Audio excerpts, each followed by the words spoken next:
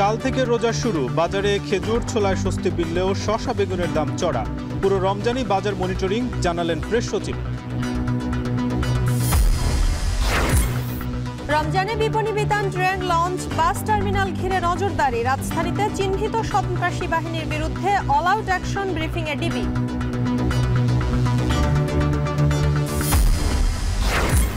ক্ষমতার ভারসাম্য নিশ্চিত হলে রাজনীতির মুখ্য শক্তি হবে এনসিপি, বলছেন বিশ্লেষকরা। সাংগঠনিক কার্যক্রমে গণতান্ত্রিক ছাত্র সংসদ।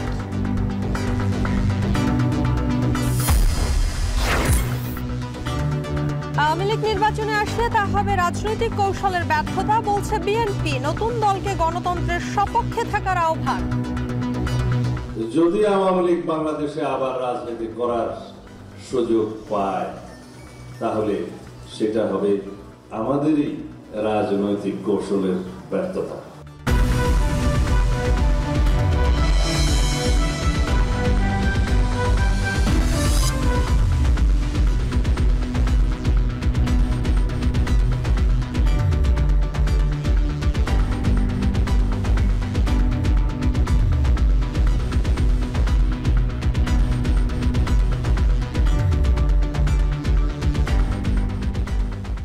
স্বাগত সান্ধ্যবাজারে। পুরো আয়োজন জুড়ে সঙ্গে আছি আমরা দুজন, আমি নাজমুস সাকিব এবং আমি শম্পা বিশ্বাস।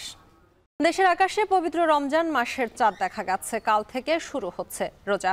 শনিবার সন্ধ্যায় বায়তুল মোকাররমে জাতীয় চাঁদ দেখা কমিটির বৈঠক শেষে এই ঘোষণা দেওয়া হয়। আগামীকাল রোজা শুরু হওয়ায় আজ রাত থেকেই তারাবির নামাজ পড়বেন ধর্মপ্রাণ মুসল্লিরা। হাজার বছর ধরে সন্ধ্যার আকাশে চাঁদ দেখে রমজান মাসে শুরু করেন মুসল্লিরা। চাঁদ দেখার সাপেক্ষে সূচিত হয় রমজান মাস। এই মাসে সিয়াম সাধনা এবং ইবাদতে সময় কাটান সারা বিশ্বের প্রায় 180 কোটি মুসলমান।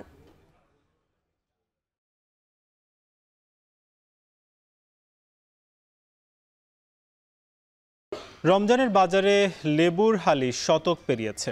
শসা বেগুনে কাটেনি অস্বস্তি। অন্যদিকে এখনও স্বাভাবিক হয়নি তেলের বাজার। বিক্রেতাদের পুরনো যুক্তি, চাহিদা বাড়ায় দাম বেড়েছে এসব পণ্যের। যদিও ছোলা চিনি সহ অনেক পণ্যের দামই স্থিতিশীল আছে, তবে মাছ, মাংস আর সবজির দাম আগের চেয়ে বেড়েছে। রমজান মাস ঘিরে অধিক মুনাফা না করার আহ্বান জানিয়েছেন ক্রেতারা। বাজার ঘুরে প্রতিবেদন বানিয়েছেন সানি মৃধা। চলুন সেটি দেখে আসি। রোববার থেকে শুরু হচ্ছে রমজান। আগের দিন তাই বাজারে ভিড়। সকাল থেকেই কারওয়ান বাজারে ভিড় করেন ক্রেতারা। রমজানের শসা, বেগুন, লেবুর চাহিদা বেশি থাকে। আর এই অতিরিক্ত চাহিদার কারণেই এসব পণ্যের দাম প্রতি বছরের মতো এবারও বাড়িয়ে দিয়েছে বিক্রেতারা। গত সপ্তাহে যে শসা কেজিতে বিক্রি হয়েছে 70 থেকে 80 টাকায়, শনিবার দাম 100 টাকা ছাড়িয়ে গেছে। লেবুর হালি তো হু করে বাড়িয়ে দেওয়া হয়েছে। গত সপ্তাহে লেবুর হালি বিক্রি হয়েছে 50 থেকে 55 টাকায়। রমজানের সুযোগ নিয়ে এক লাফে সেটি দ্বিগুণ হয়ে গেছে। বিক্রেতাদের সেই চিরচেনা অজুহাত চাহিদা বাড়া কি কারণ বলছেন। অথচ বাজার ঘুরে দেখা গেছে কোনো দোকানই সরবরাহের ঘাটতি নেই। শসা, লেবু আর যা হলো বেগুন, এগুলোর দামটা একটু বেশি। যেরকম হলো বর্তমানে সামনে রোজা আসতেছে, মানে এই মৌসুমে মানে যায় মানে আমলে একটু দামটা বাড়তেই থাকে। রোজার সময় একটা সিন্ডিকেট হয় বা রোজার সময় সব পণ্যর দাম বেড়ে যায় বা বাড়িয়ে দেওয়া হয়। আজকে আমরা 80 টাকা কিনে আনছি, এটা কিনা দাম বেশি। আবার অন্য অনেক যাত্রা আছে, আজকে আমরা বেশি যাত্রা আনি, ডরে মাল কিনতে ঝামেলা মনে হয়। মুরগির বাজারেও অস্বস্তি রয়েছে। যেখানে আগে প্রতি কেজি ব্রয়লার বিক্রি হতো 170 থেকে 80 টাকায়, আর এখন বিক্রি হচ্ছে 200 টাকা দরে। 750 টাকায় বিক্রি হচ্ছে গরুর মাংস। প্রায় সব ধরনের মাছের দামও বেড়েছে 150 থেকে 300 টাকা। রমজান মাসকে ঘিরে অধিক মুনাফা না করার আহ্বান ছিল ক্রেতাদের কণ্ঠে। কার কাছ থেকে ব্যবসা করতে পারবে, কে কার কাছ থেকে ঠকিয়ে মানে মুনাফা অর্জন করতে হবে, সেদিকে সবার নজর। ব্যবসায়ীরাও মানে রমজানের যে আদর্শ সেদিক থেকে সরে গিয়ে তারা শুধু মুনাফার পিছনে দৌড়ায়। যেগুলা বড় মাছ আপনার কিনছি, আপনার আগে 600 টাকা করে, এগুলা কিনতে আছে আপনার 650 করে। বিত্তবান যারা আছেন তারাই মাছ মাংস খাচ্ছেন, মধ্যবিত্ত যারা বা নিম্ন মানের লোকরা যারা আছেন তারা কিন্তু খেতে পারছেন না ঠিক করে। বেশ কয়েক মাস ধরেই সয়াবিন তেলের সংকট রমজানের আগেও কাটানো যাচ্ছে না। বাণিজ্য উপদেষ্টার আশ্বাসের পরও বাড়েনি তেলের সরবরাহ। কয়েক দোকান ঘুরেও তেল পাচ্ছেন না ক্রেতারা। বিক্রেতাদের শঙ্কা, সংকট তৈরি করে বাড়ানো হতে পারে তেলের দাম। তেল কোম্পানিগুলা যদি একটু দাম বাড়াইতে পারে তাহলে তেল অ্যাভেলেবেল হয়ে যাবে। আমি যতটুকু মনে করতেছি তেল দিতেছে, মানে অল্প অল্প দিতেছে। মার্কেটে বাজারে অনেক তেলের অনেক সমস্যা, তেলের অনেক ক্রাইসিস, তেল পাওয়া যেতেছে না। কিন্তু অন্য মাল ঠিকই দাম যাই হোক কম হোক বেশ হোক পাওয়া যায়। 3 দোকান ঘুরে হচ্ছে সয়াবিন তেলের সন্ধান পেলাম এখানে, 2 লিটার সয়াবিন তেল কিনতে পারছি তাও। অথচ চলতি বছর জানুয়ারি ফেব্রুয়ারি মাসে 3,42,527 টন ভোজ্য তেল আমদানি হয়েছে, যা গত বছরের একই সময়ের চেয়ে 4% বেশি। প্রতি বছর রমজানের আগে প্রায় সব নিত্যপণ্যের দাম বেড়ে যাওয়ার যে হিড়িক সেটি এবার একটু কম। তবে সয়াবিন তেলের সংকট সহ বেশ কিছু পণ্যের দাম বেড়ে যাওয়ায় ক্ষোভ ঝেড়েছেন ক্রেতারা। তাদের দাবি অন্তত রমজান মাসের পবিত্রতা রক্ষার্থে যেন বাজার পরিস্থিতি স্বাভাবিক রাখা হয়, আর সেজন্য দরকার হলে প্রতিনিয়তই কর্তৃপক্ষকে বাজার নজরদারিতে রাখার আহ্বান তাদের। সানিম মৃধা, এখন, ঢাকা। প্রতি বছর রমজান এলেই পণ্যের দাম বাড়ানোর প্রতিযোগিতায় নামে অসাধু ব্যবসায়ীরা। তবে এবারের চিত্র পুরোটাই উল্টো। দেশের বৃহত্তম ভোগ্য পণ্যের পাইকারি বাজার চট্টগ্রামের খাতুনগঞ্জে বেশিরভাগ পণ্যের দাম কমেছে। ব্যবসায়ীরা বলছেন, ডলার সংকট কেটে যাওয়ায় চাহিদার বিপরীতে দ্বিগুণেরও বেশি আমদানি হয়েছে, আর খুচরা পর্যায়ে সরবরাহ রয়েছে স্বাভাবিক। আরও জানাচ্ছেন হোসাইন জিয়াদ। রমজানের আগের বেচাকেনায় জমজমাট খাতুনগঞ্জের পাইকারি বাজার। সারা দেশ থেকে পণ্য নিয়ে আসা ট্রাকের সারি। ব্যবসায়ীরা বলছেন, ছোলা, চিনি, পেঁয়াজ, খেসারি, খেজুর সহ রমজানের সব পণ্যেরই এবার সরবরাহ পর্যাপ্ত। তাই বাড়ার বদলে এবার উল্টো কমতির দিকে প্রায় সব পণ্যের দাম। রোজায় ছোলার চাহিদা প্রায় 1 লাখ টন, কিন্তু খাতুনগঞ্জে এবার আমদানি প্রায় দ্বিগুণ। তাই গত বছর 130-135 টাকায় বিক্রি হওয়া ছোলা আজ বিক্রি হচ্ছে 90 থেকে 100 টাকায়। গত কয়েকদিনে কেজিতে পণ্যটির দাম কমেছে 4 থেকে 5 টাকা। একই অবস্থা পেঁয়াজু তৈরির খেসারি ডালেরও। কেজিতে 10 টাকা কমে বিক্রি হচ্ছে 95 থেকে 100 টাকায়।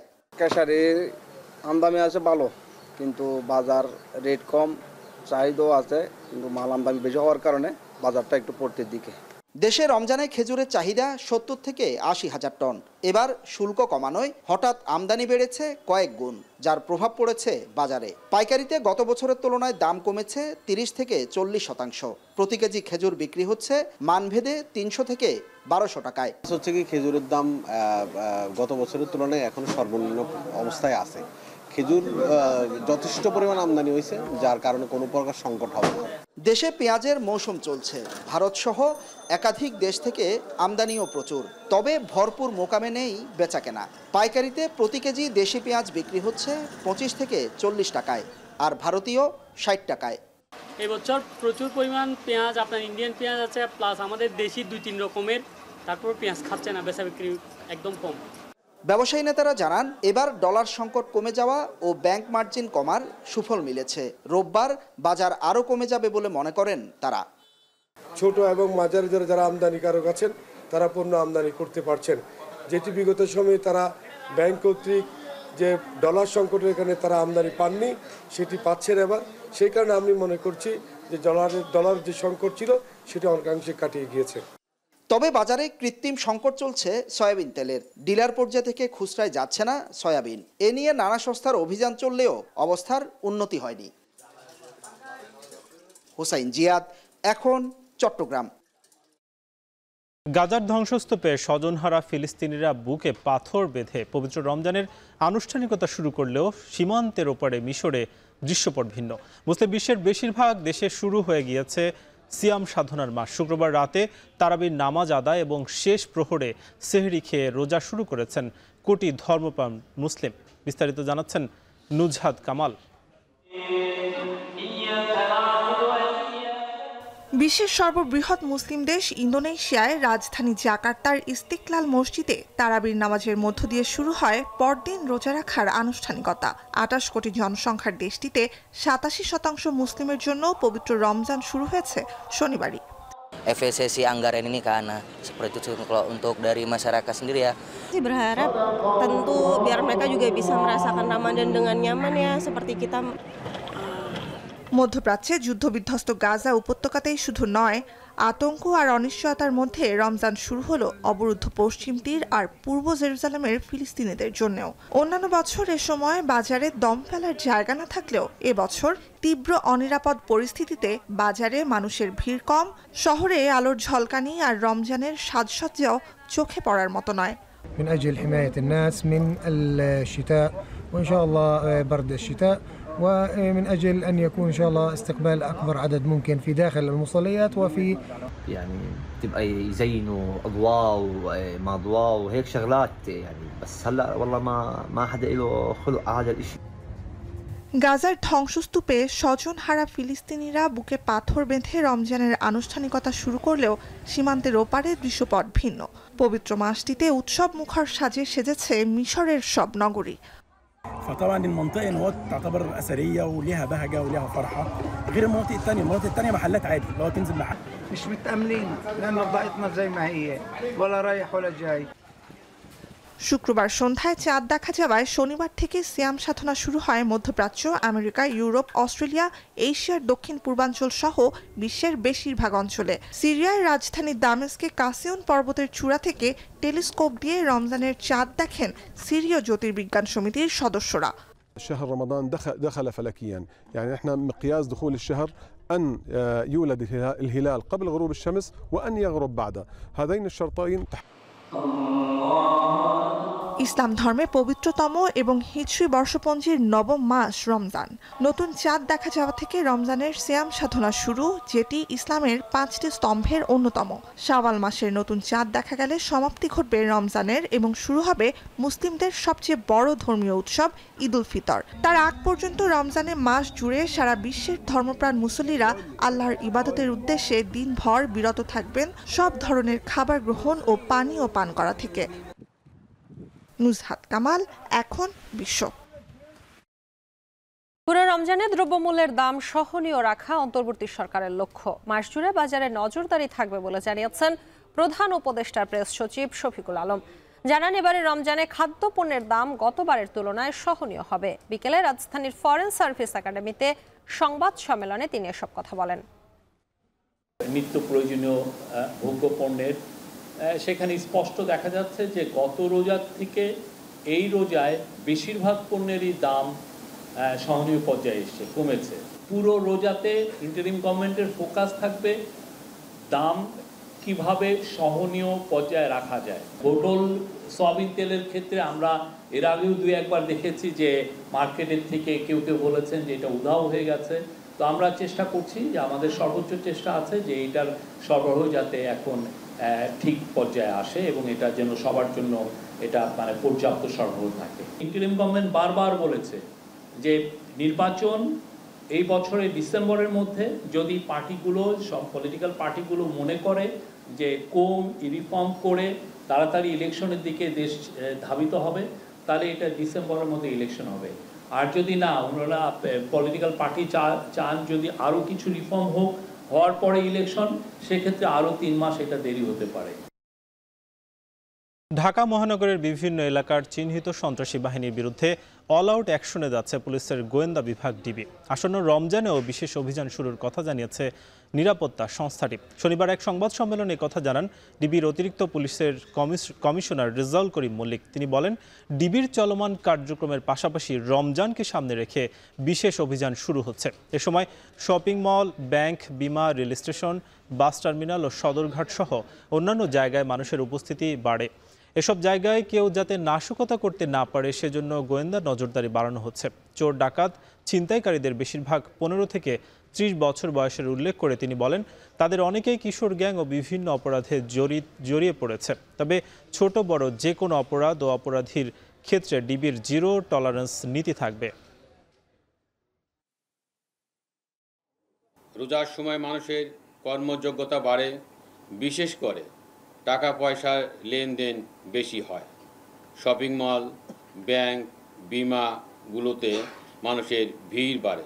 এসব জায়গায় কেউ যাতে নাশকতা না করতে পারে সেই জন্য আমাদের গোয়েন্দা নজরদারি বাড়ানো হচ্ছে। এটা হচ্ছে এক ধরনের বিশেষ গোয়েন্দা অভিযান, যেটাতে ছদ্মবেশে আমাদের সদস্যরা মানুষের মধ্য থেকে অপরাধীদের শনাক্ত করতে পারবে। জুলাই আন্দোলনের শিক্ষার্থীদের গড়া নতুন দলকে স্বাগত জানালেও তাদের রাজনৈতিক দর্শন নেই বলে মন্তব্য করেছেন বিএনপি নেতারা। তাদের গণতন্ত্রের সপক্ষে থাকার আহ্বান জানিয়েছে দলটি। এছাড়া বিএনপি নেতা সালাউদ্দিন আহমেদ বলেছেন, আওয়ামী লীগ নির্বাচনে অংশ নিলে সেটি হবে রাজনৈতিক কৌশলের ব্যর্থতা। আরও জানাচ্ছেন রকিবুল রাহাত। বিকল্প কে?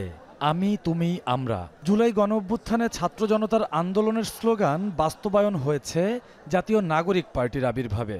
নতুন আকাঙ্ক্ষা নিয়ে ঘোষিত এই রাজনৈতিক দলকে দেশের রাজনীতির মাঠে স্বাগত জানিয়েছে বিভিন্ন দল ও সংগঠন। দলটিকে স্বাগত জানিয়েছে বিএনপিও। তবে নবগঠিত এনসিপির রাজনৈতিক দর্শন নিয়ে সন্দিহান বিএনপির সিনিয়র যুগ্ম মহাসচিব রুহুল কবির রিজভী।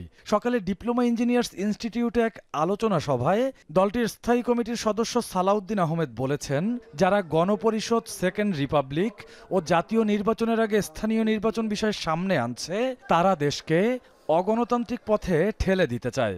যারা সেকেন্ড রিপাবলিকের ঘোষণাপত্র, তাদের দলীয় ঘোষণাপত্র রেখেছেন, সেটা ওখানে থাক।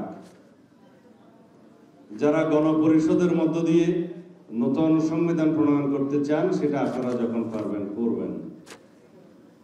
কিন্তু বাংলাদেশের মানুষের গণতান্ত্রিক প্রক্রিয়ায় উত্তরণের আর কোনো যাতে বিলম্ব না হয়, সেই জন্য আমরা যাতে সমগ্র জাতিকে ঐক্যবদ্ধ রাখি, এটাই আমাদের আহ্বান। যে একটা রাজনৈতিক দর্শন দিয়েছেন, আজকে অনেকে রাজনৈতিক দল করছেন, সমস্ত কিছু করছেন। আমি কালকে নতুন যারা দল করেছেন তাদের ওখানে উপস্থিত ছিলাম, অনেক ভালো ভালো কথা তারা বলেছে রাষ্ট্র সম্পর্কে, এ সম্পর্কে, কিন্তু একটা পলিটিক্যাল ফিলোসফি কিন্তু আমি পাইনি।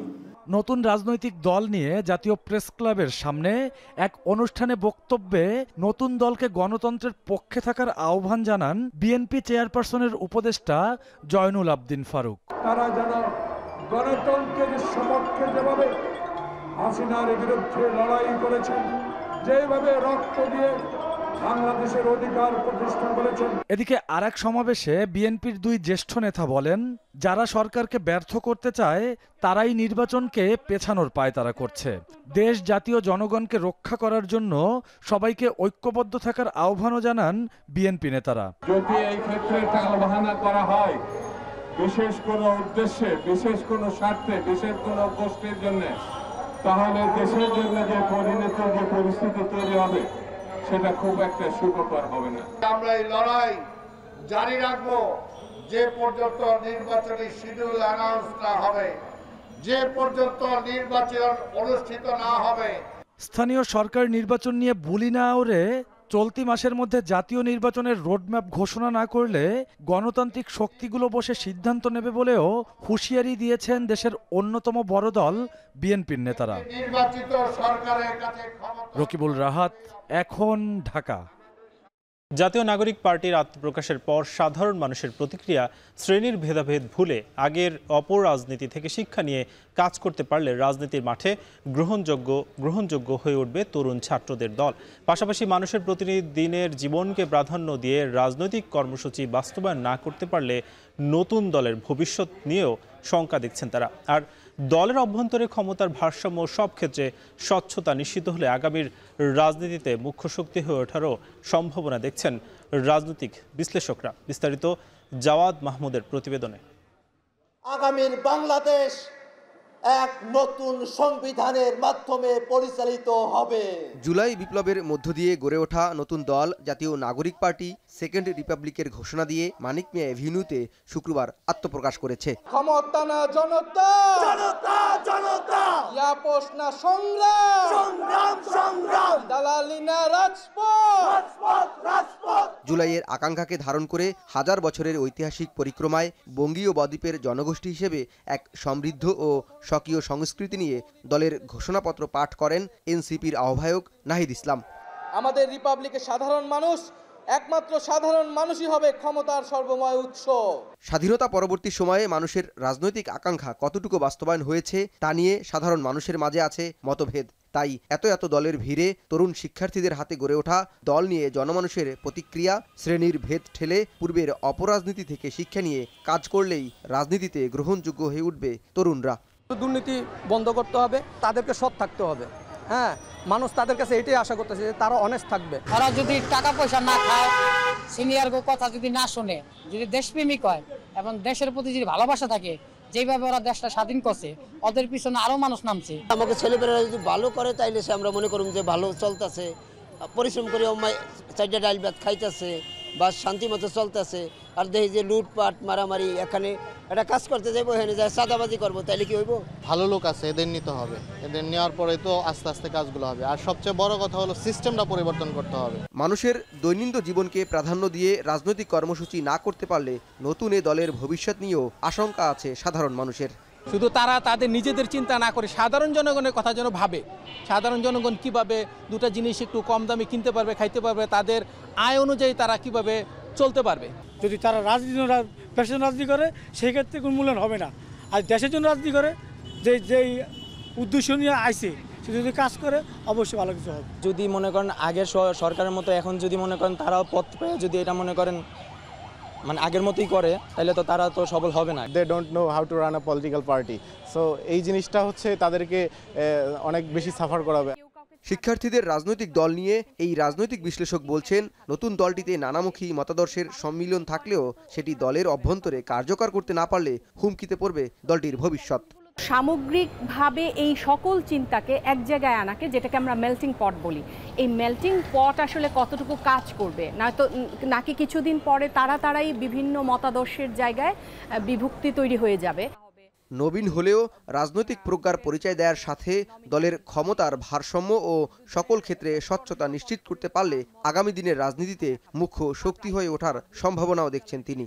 যে প্রক্রিয়ার মধ্য দিয়ে রাজনৈতিক কর্মসূচি শুরু করবে সেই প্রক্রিয়াটি খুব স্বচ্ছ এবং সমতার ভিত্তিতে হয়। দলটি কতটা ম্যাচুরিটির সাথে এই প্রত্যেকটা বাধাকে অতিক্রম করতে পারবে বা চ্যালেঞ্জগুলো মুখোমুখি হতে পারবে। যত চ্যালেঞ্জ আসবেই। পুরনো রাজনৈতিক বন্দোবস্তে না গিয়ে ছাত্রদের নতুন দল গণতান্ত্রিক বাংলাদেশ বিনির্মাণে সকল পথ ও মতের মানুষদের সাথে নিয়ে ঐক্যবদ্ধ বাংলাদেশ গড়বে, এমনটাই মনে করছেন সাধারণ মানুষ। জাওয়াদ মাহমুদ, এখন, ঢাকা। লেজুর ভিত্তিক রাজনীতি থেকে বের হয়ে নতুন বন্দোবস্তের সূচনা হবে বলে জানিয়েছেন গণতান্ত্রিক ছাত্র সংসদের ঢাকা বিশ্ববিদ্যালয়ের শাখার আহ্বায়ক আব্দুল কাদের। দুপুরে রাজধানীর রায়ের বাজারে জুলাই অভ্যুত্থানের শহীদদের কবর জিয়ারতের মাধ্যমে সদ্য আত্মপ্রকাশিত সংগঠনটি তাদের কার্যক্রম শুরু করে। এ সময় কেন্দ্রীয় সদস্য সচিব জাহিদ হাসান বলেন, শহীদদের রক্ত যেন বৃথা না যায় সে ব্যাপারে সচেষ্ট থাকবে সংগঠনটি। আরও জানাচ্ছেন দেবরাজ দেব। ২৪শে ফ্যাসিবাদ পতনের সাথে সাথে দীর্ঘদিনের লেজুর ভিত্তিক রাজনীতি অবসানে আলোচনা ছিল নানা মহলে। সেই আলোচনাতে প্রয়োজনীয়তা দেখা দেয় নতুন দল ও নেতৃত্বের, যার পরিপ্রেক্ষিতে সাম্প্রতিক সময়ে অভ্যুত্থানে নেতৃত্ব দেওয়া শিক্ষার্থীরা ইতিমধ্যে আত্মপ্রকাশ করেছে নিজেদের রাজনৈতিক সংগঠন ও ছাত্র সংগঠন। সেই ধারায় গেল ২৬ ফেব্রুয়ারিতে মধুর ক্যান্টিনে আত্মপ্রকাশ করে বাংলাদেশ গণতান্ত্রিক ছাত্র সংসদ।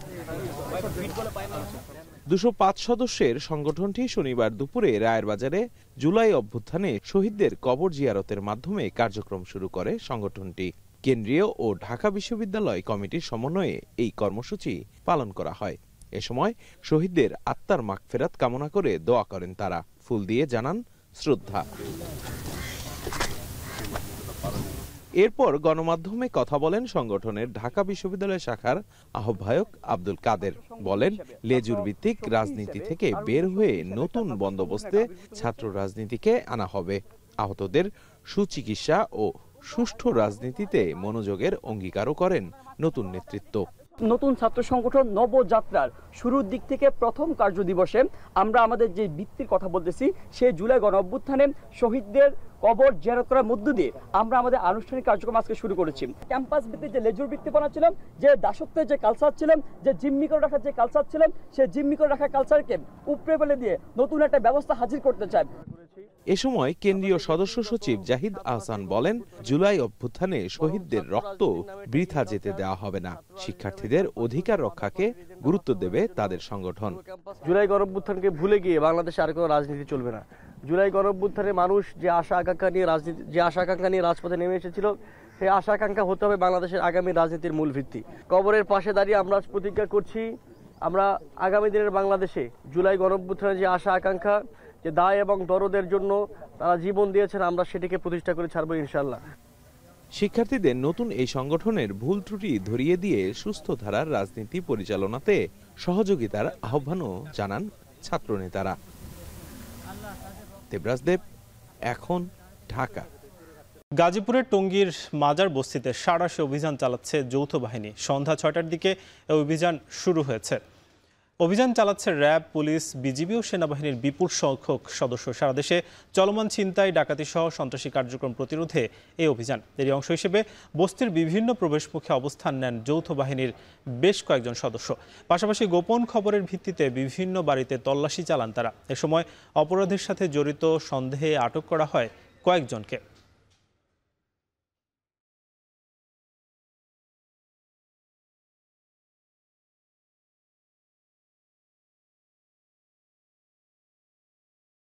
চট্টগ্রামে থানা থেকে লুট হওয়া অস্ত্র ও গুলি সহ 2 জনকে গ্রেপ্তার করেছে পুলিশ। উদ্ধার করা হয়েছে বেশ কিছু দেশীয় অস্ত্র। গতকাল রাতে অভিযান চালিয়ে তাদের গ্রেপ্তার করা হয়। পুলিশ জানায়, পাহাড়তলী থানার রানী রাসমণি ঘাট গোলচত্বর এলাকায় ডাকাতির প্রস্তুতির খবর পেয়ে অভিযান চালানো হয়। এ সময় একটি বিদেশি রিভলভার এবং 6 রাউন্ড গুলি সহ জামাল এবং মইনুর নামে 2 জনকে গ্রেপ্তার করা হয়। তবে পালিয়ে যায় আরও বেশ কয়েকজন দুর্বৃত্ত। এ সময় সেখান থেকে ছুরি সহ বেশ কিছু দেশীয় অস্ত্র উদ্ধার করা হয়। উদ্ধার হওয়া রিভলভার পাহাড়তলী থানার লুট হওয়া অস্ত্র বলে জানায় পুলিশ।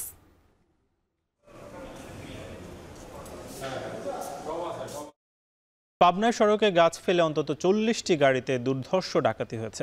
অস্ত্রের মুখে জিম্মি করে ছিনিয়ে নেওয়া হয়েছে নগদ টাকা, মুঠোফোন সহ অন্যান্য জিনিসপত্র। ভাঙচুর করা হয়েছে বেশ কয়েকটি যানবাহনও। পুলিশ জানিয়েছে, গত মধ্যরাতে পাবনা সাথী আঞ্চলিক মহাসড়কের ছেচানিয়া ব্রিজ এলাকায় গাছের গুঁড়ি ফেলে পণ্যবাহী একটি ট্রাকের প্রতিরোধ করে একদল ডাকাত।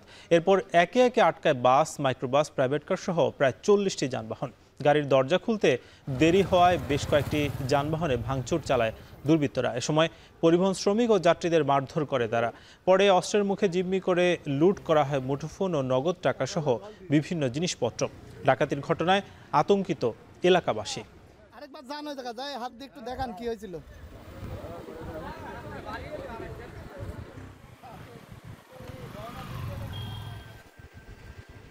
শম্পা, ভারত বাংলাদেশের বাহিনী প্রধানদের সঙ্গে বারবার আলোচনার পরও সীমান্তের যে হত্যা সেটা কিন্তু বন্ধ হচ্ছে না, এবং সেই মন্তব্য করেছেন স্বরাষ্ট্র উপদেষ্টা জাহাঙ্গীর আলম, এবং বিজিবি মহাপরিচালক জানিয়েছেন যে হত্যা বন্ধে আরও কঠোর হবেন তারা।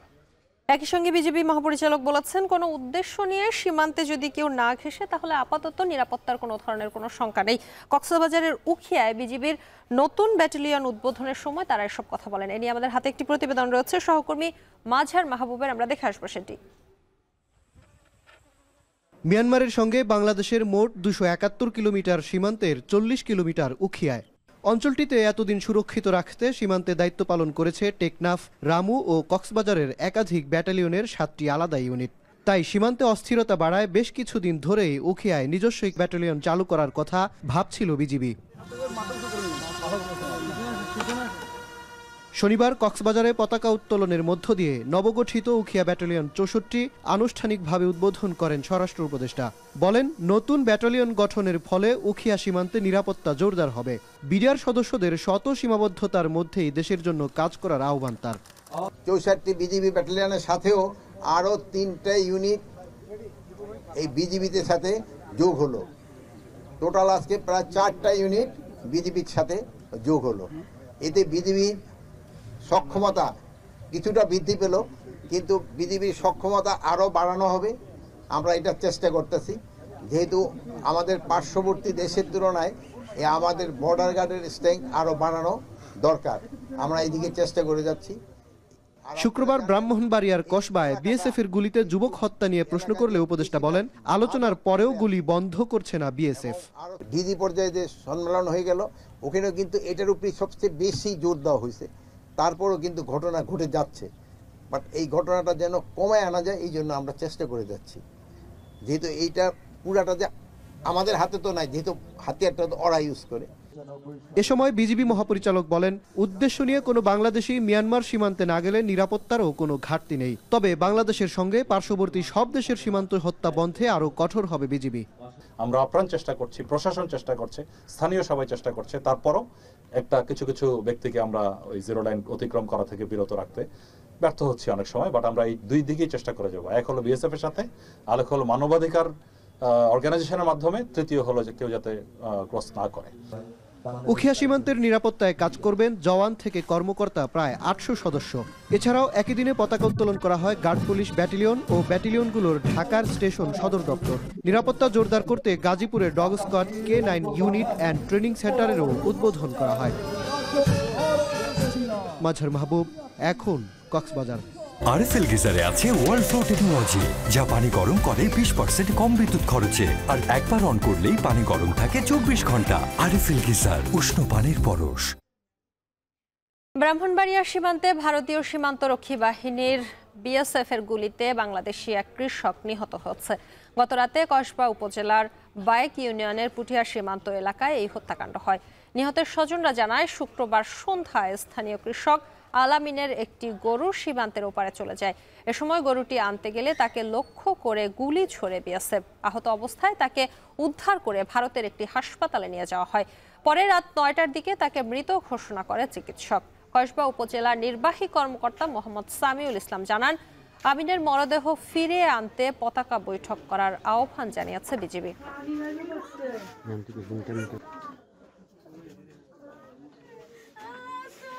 ইউক্রেনীয় প্রেসিডেন্ট ভ্লাদিমির জেলেনস্কির সঙ্গে মাফিয়ার মতো আচরণ করেছেন যুক্তরাষ্ট্রের প্রেসিডেন্ট ডোনাল্ড ট্রাম্প। শুক্রবার ওভাল অফিসে ঘটে যাওয়া দুই প্রেসিডেন্টের বাকযুদ্ধ দেখে এমন মন্তব্য করেছেন খোদ মার্কিন বিশ্লেষক।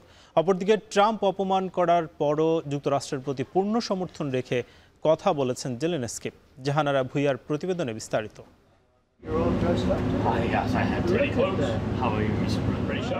যুক্তরাষ্ট্রের হোয়াইট হাউসের ওভাল অফিসে মার্কিন প্রেসিডেন্ট ডোনাল্ড ট্রাম্প ও ইউক্রেনীয় প্রেসিডেন্ট ভলোদিমির জেলেনস্কির বাকযুদ্ধ এখন বিশ্বজুড়ে আলোচনার তুঙ্গে। দুই প্রেসিডেন্টের এই বৈঠক কোনো রুদ্ধদ্বার আলোচনা নয়, বরং পুরোটা হয়েছে মার্কিন সংবাদ মাধ্যমের সামনে। তাই নজিরবিহীন এই ঘটনায় বাকরুদ্ধ বিশ্ববাসী।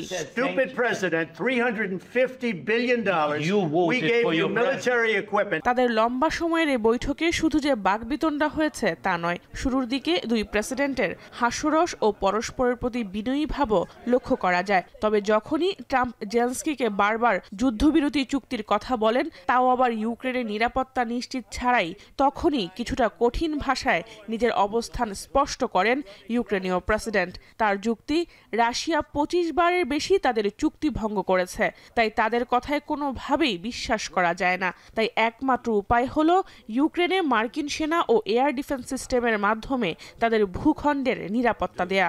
Security, when we speak about security guarantees, when the Europeans are ready for contingents, they need USA backstop. তবে জেলেনস্কি বিনয়ের সুরে কথা বললেও ট্রাম্প উত্তর দেন খুব কর্কশভাবে। আর ট্রাম্পের আচরণে বিশ্বজুড়ে তাকে নিয়ে বইছে সমালোচনার ঝড়। এমনকি খোদ মার্কিন বিশ্লেষকরাও কটাক্ষ করছেন যুক্তরাষ্ট্রের সর্বোচ্চ নেতৃত্বের। fact that this looked like some kind of mafia shakedown. You better do this, you better sign this, or it was just the rudeness of it. It's not so much the issue itself, although I think they disagree with the issue too.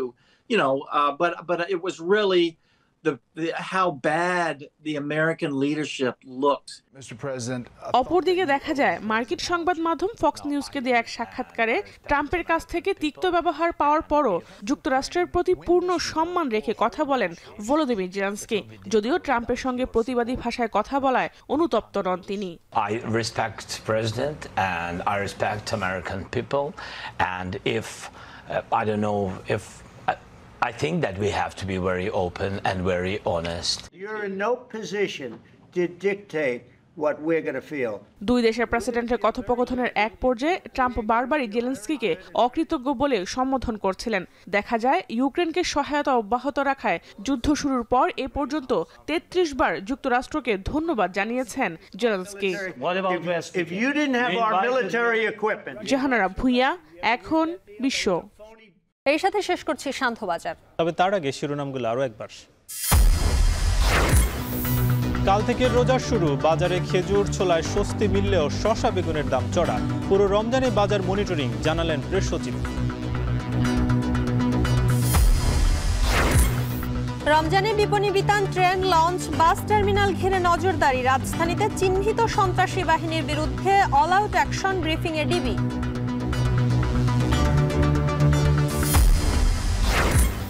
ক্ষমতার ভারসাম্য নিশ্চিত হলে রাজনীতির মুখ্য শক্তি হবে NCP, বলছেন বিশ্লেষকরা। সাংগঠনিক কার্যক্রমে গণতান্ত্রিক ছাত্র সংসদ।